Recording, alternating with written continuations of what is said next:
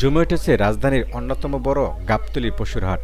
ক্রেতার উপস্থিতি কম থাকলেও ইতিমধ্যে দেশের বিভিন্ন অঞ্চল থেকে পশু বিক্রেতারা হাটে এসে জায়গা করে নিচ্ছেন। বিক্রেতাদের আশা দিন পেরোলেই হাট জমে উঠবে। সরজমিনে গাবতলী পশুর হাট ঘুরে দেখা যায় এখন হাটের কিছু অংশ ফাঁকা।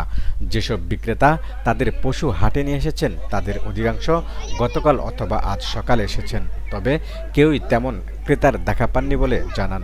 হাটে এখনও পুরোপুরি বেচা বিক্রি শুরু না হলেও গরু বিক্রেতারা দাম কিছুটা চড়া হাঁকাচ্ছেন। বড় গরুর তুলনায় মাঝারি আকারের গরুর দাম কিছুটা বেশি দেখা যায়। এদিকে হাটে ক্রেতারা দাম শুনে ফিরে যাচ্ছেন বারবার। আশা গরু রয়েছে, পুঁটি গরু রয়েছে, শাহিয়াল গরু রয়েছে, ব্রাহ্মা জাতের গরু রয়েছে। দামের সঙ্গে মনের মতো গরু মেলে না বলে জানান তারা। এবার হাটে ছাগল মিলছে তুলনামূলক কম দামে।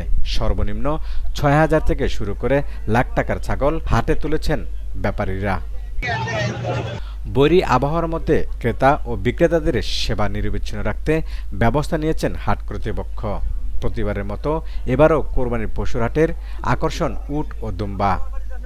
ব্যাপারীরা উটের দাম হাঁকাচ্ছেন ৩০ লাখ টাকা, আর দুম্বা কিনতে গুনতে হবে ২.৫ থেকে ৩ লাখ টাকা।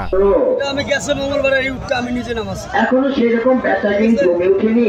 ২২ লাখ ১৫ দাম। যাই হোক, সবসময় একরকম হয় না। সামনে আসেনি ২২ লাখ। আমাদের বেরিবাদের আন্তর্জাতিক অফিসের সামনে কিন্তু ৩০ লাখ রয়েছে। নিজে আমার মুখ দিয়ে বলছে ২৮ লক্ষ টাকা। আপনি হাসির কাছে দুই দিন থেকে ২ লক্ষ টাকা বাড়াই ২৮ লক্ষ থেকে ৩০ লক্ষ টাকা। প্রতিবারের মতো এবারও কোরবানির পশুর হাটে নিরাপত্তায় রয়েছে পুলিশের পাশাপাশি র্যাবের টহল দল। মোহাম্মদ আসিফ, আমাদের সমাচার।